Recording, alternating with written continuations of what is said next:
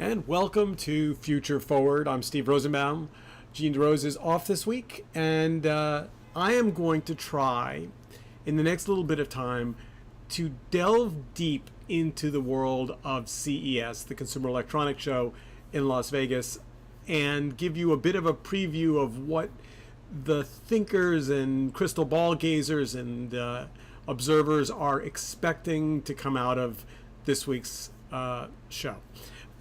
Important thing to start with, every year at CES something big happens. There was the CES of the curved TVs, there was the CES of 3D TV, there was the CES of augmented virtual reality, there was the CES of talking refrigerators. Every year there's like a kind of a zeitgeist that forms around this twisted multi-football field sized event in Las Vegas. And one of the things that I think may be hard for people that are not regular CES attendees to understand is that it's really not a show.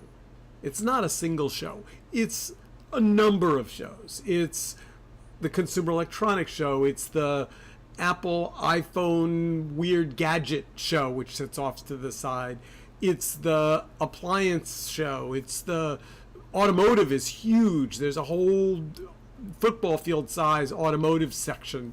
And this year, really almost for the first time, it is the coming together of the connected home, the Internet of IoT device world, and the connected speaker world, which is really, at least for now, dominated by Alexa. Amazon has an extraordinary running head start, and we almost have to pause there for a minute and just say, how the hell did that happen? I mean, how did Apple, the home of Siri, the place that was clearly going to own, audio interface with consumers, how did they let that slip away? I mean, Amazon has never been, to be fair, a device company. They took a swing into phones, which was disastrous. Their connected TV is fine. Obviously, in the reader space, in the Kindle space, they've got a good device ecosystem. But the fact that Apple allowed Amazon to sneak up on it, release Alexa, put together an enormously open platform, play nice with lots of different people, and really be the leading powered beat in the connected device living room is extraordinary, shocking, cool, in fact. But, it really comes down to, in many ways, open versus closed, right? I mean, Siri with HomeKit is now starting to let people play with its technology in a very Apple-centric kind of way, while Amazon very early on kind of opened the doors and said, here, we've got this thing, play with it. And as a result, I don't know the numbers, and I probably should know the exact numbers, but Amazon is order of magnitude more dominant in terms of the number of devices it connects to. And we'll talk a little bit about some of the things that are on the horizon. But let's start by just talking about CES 2018, and we're going to do a bunch of things. I mean, we'll take a quick look at smart speakers and what to expect there. Then we'll dive in and we'll go a little bit deeper, and we'll look at the TVs of the future and whether or not the TV living room battle is over. We'll talk a little bit about health tech, just because why not? Driverless cars for sure, and then the puzzle question for those of you tuning in. Extra credit if you know the answer to the question, what is Bixby? Or who is Bixby? And if you do, text us, hashtag Future Forward, tweet us, connect and raise your hand, because that would be an impressive win if you knew the answer to that. All right. So first of all, what can we expect at CES 2018? There is no doubt that it's going to be a big show. Lots of other people have had big shows that have come and gone. But interestingly enough, CES has just gotten bigger. Depending on which numbers you believe, last year was either 170 or 180,000 people. And I can tell you, as one of them, because I was there, it verges on being a human torture chamber. It really is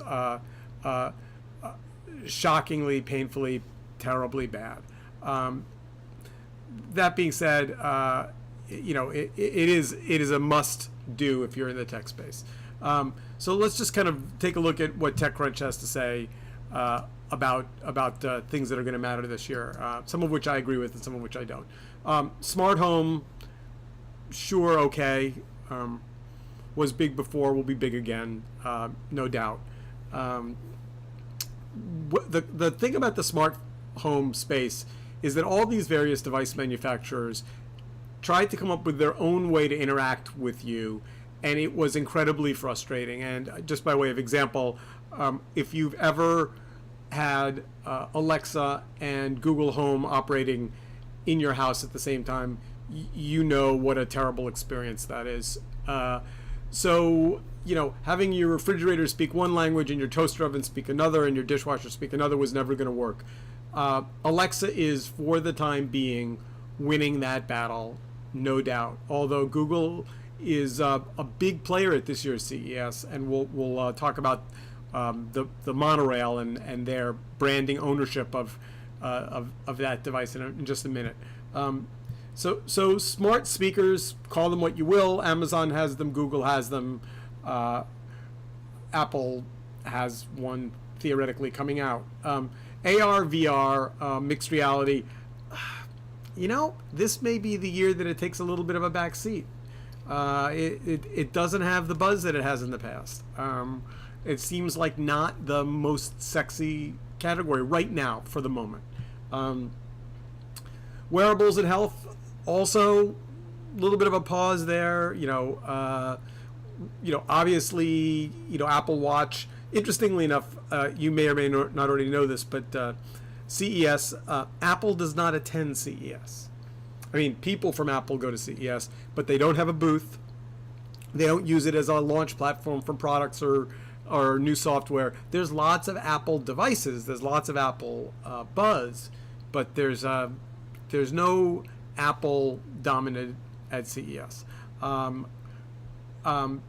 Mobile, boy oh boy, you just have to feel a little bad for Samsung. They seem to just weirdly swing in and out of being the hip, hot new Apple competitor. They put out devices that are beautiful and sexy, and then they blow up, and then people get scared of them, and then they run back to Apple, and then Samsung comes out again. So this year, Samsung is on a bit of a rebound. They also have a little issue in the fact that their CEO went to prison. But we'll see what happens there. That being said, I think the most interesting thing is going to be the battle between Amazon and Google.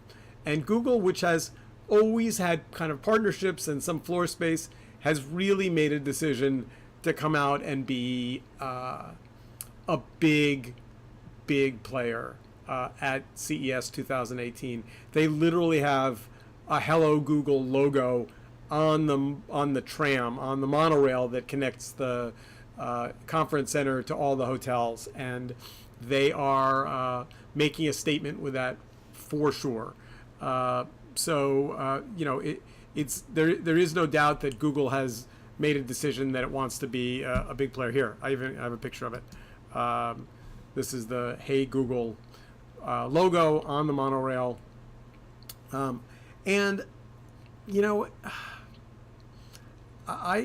don't know. I understand everyone likes a horse race, and I get that people think that having Google take on Amazon is like a battle to the finish. That being said, you know, one ad campaign on the monorail alone does not make you a winner. And I am I don't want to say I'm biased because that's not right, but I did have both Amazon Alexa in my house and a Google Assistant operating, and it was unbelievably painfully difficult. And so as a result, I ended up, at least for the time being, siding with Alexa and sending the Amazon Serial Assistant back to the salt mines. And there's a reason for that, by the way. And the reason is you have to kind of keep a language in your head, and to be bilingual and speak both Google and Amazon when you're trying to remember which device turns on your stereo and which device turns on something else was just more than I could keep inside my feeble brain. That being said, you know, Gene may feel differently, and when he comes back next week, we can quiz him on whether or not he thinks there's likely to be some big other player that I'm not paying attention to. Which brings me to Bixby. So Bixby is the Samsung player in the space, and you know, it's easy to write Samsung off because they're not Apple, they're not Google, they're not as sexy. But boy, they are a big company with a lot of footprint, and so and they really in many ways are more of an appliance company than any of the others. So theoretically, they should be able to get their refrigerator to play nicely with their phone, to play nicely with something else. CNET says that CES is critical for Samsung because it marks the expansion of Bixby's voice assistant beyond the smartphone, and will likely see Bixby pop up in television, some home appliances, as well as some of Samsung's bigger plans for the technology. So, you know, it's a lovely name. Bixby's kind of charming, and I mean, theoretically, they should be able to get that right. Although I do have to say, I've had a number of friends work for Samsung over the years, in one side and out the other, and you know, they tell stories of the inside of Samsung that are a little bit scary. So who knows? Maybe Bixby. By the way, for those of you who are old enough to remember, when I say Bixby, all I can think of is Bill Bixby. Remember Bill Bixby? No. So my younger fans are like, huh? Bill Bixby? What's up, Bill Bixby? Court Betty's father, the magician, liked Bill Bixby. Kind of came and went. All right. So what about some of the things that are kind of poking around the sides of CES this year? The Verge has kind of a good rundown of what they're expecting, and they land in a big way in Vegas. They never really are afraid. They say VR is going to fade into the background and AR will rise to the forefront. Not to make the mistake of using too many acronyms, VR as in virtual reality falls to the background as AR, augmented reality, kind of comes to the forefront. I don't know what you guys think of that. I gotta say, I prefer my reality pasted over the world rather than hiding behind the world. So I'm good with having AR kind of step out of the background. Electric cars galore, says The Verge, and I think this is the year. There's a sense it's a real thing. It's no longer science fiction.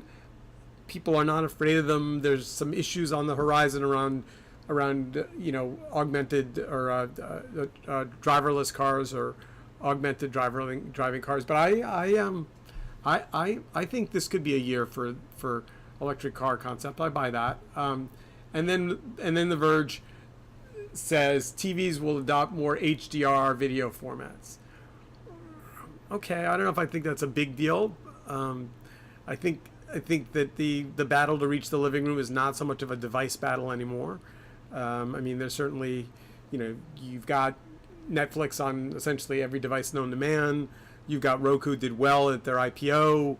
TiVo in its new incarnation. Maybe there's a rumored TiVo in the cloud product coming. I don't know. I guess some years I think that the living room and TVs are likely to be the hot new thing. This year I'm not so sure. I think that that's where all the heat and light is. I think it's more, and it's interesting, right? I mean, it's easy to want to pontificate.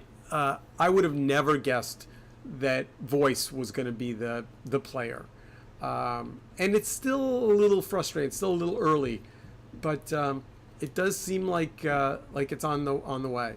Well, so just kind of to recap, CES 2018. It's going to be an exciting show. 180,000 of our nearest, dearest, closest friends all tromping to Las Vegas and jamming up the taxi queue lines and the Uber lines and everything else, and then jamming into hotel rooms. There's going to be some stuff off on the edges. It's going to be kooky and weird. I mean, there is a rumor that Kohler is coming out with a whole series of connected devices that will connect to your home and that will allow you to speak to your devices. And it's either Kohler or Moen, I don't remember which one is supposedly coming out with an Internet of Things audio-enabled connected toilet. So makes you wonder, A, if you really want to have a listening device in your bedroom or bathroom, first of all, and secondly, what exactly would you say to your toilet? I'm going to leave that to our listeners to think that up for themselves. You can just fill in the blanks of whatever you'd like to say to your various faucets in your house. Somebody's going to get locks and heat controls right with voice. Turn up the heat, turn on the lights, unlock the door. All that stuff could really come together around Amazon Alexa this year. So with that, that's Future Forward for the first episode of 2018. Hope you're enjoying the show, and Gene will be back next week. And until then, enjoy the future. See you then.